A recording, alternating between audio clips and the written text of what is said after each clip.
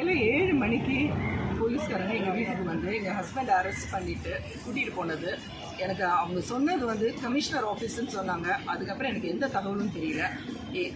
Nungambakkam police ஸ்டேஷன்லேருந்து கூட police officers வந்தாங்க. அவங்ககிட்டயும் நான் கேட்டேன், கமிஷனர் ஆஃபீஸ்னாங்க. எனக்கு அதுக்கப்புறம் ஒரு தகவலும் யாருமே எனக்கு சொல்லலை. திடீர்னு வந்து அவங்க மெடிக்கல் ரிப்போர்ட்டை வந்து இது பண்ணணும்னு சொல்லிட்டு மெடிக்கல் செக்கப்புக்காக போய் பார்த்துருக்குறாங்க.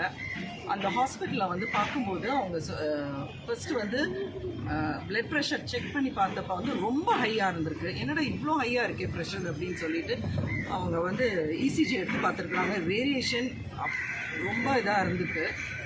எனக்கு வந்து பர்சனலாக ஐஓ வந்து என்கிட்ட என்ன சொன்னார்னா, இவருக்கு கார்டியாக் அரெஸ்ட்டு வந்திருக்குது, ஆனால் அவருக்கு அது பெயின்லெஸ்ஸாக இருந்தனால அவருக்கு அந்த பெயினை உணர முடியல இப்படின்னு சொல்கிறாங்க. அவங்க என்கிட்ட வந்து ஐஓ வந்து என்கிட்ட சொன்னார் அவர்.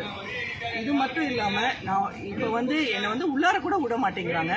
ஒரு வைஃபாக இதே ப்ரைவேட் ஹாஸ்பிட்டலாக இருந்தானே நான் என் ஹஸ்பண்ட் பக்கத்தில் தானே உட்காந்துருப்பேன். நான் 41 பேர் வந்து கரூரில் வந்து இறந்ததுக்காக ரொம்ப கஷ்டமாக தான் இருக்குது எங்களுக்கு. எங்கள் ஹஸ்பண்டையும் ஒரு ஆளை சேர்த்துறாதீங்க ப்ளீஸ். என்னால் இதுக்கப்புறம் முடியாது.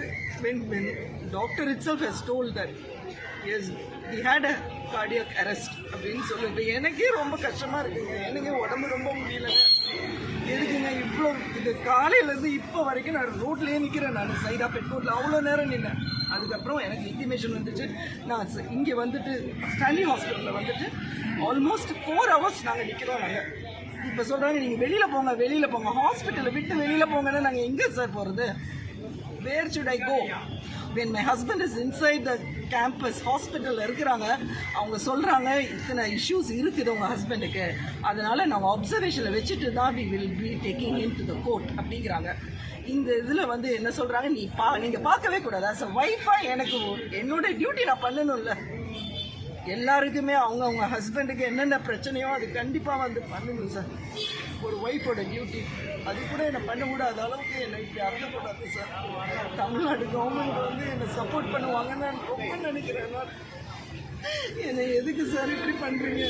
காலையிலேருந்து ஸ்டாண்டிங் ஓரளவுக்கு ஐ கேன் டாலரேட். நாங்கள் என்ன சார் இப்படி பண்ண அவங்க எங்கள் ஹஸ்பண்ட் வந்து என்ன சார் வீடியோ எடுத்து ஒரு வீடியோவில் வந்து ஒரு பர்டிகுலர் டைம்ஸ் ஆஃப் இந்தியாவில் செப்டம்பர் 28 வந்து ஒரு ஆர்டிக்கல் வந்து வெர்பாட்டமாக இங்கிலீஷில் இருந்தது. அது அப்படியே தமிழில் வந்து சொன்னது தான் சார். வேறு எந்த இதுவும் செய்யலை. இந்த இதுக்காக கேஸ் போட்டிருக்கிறாங்க. சரி ஓகே, நான் இப்போ அதெல்லாம் விட்டுருங்க. கேஸ்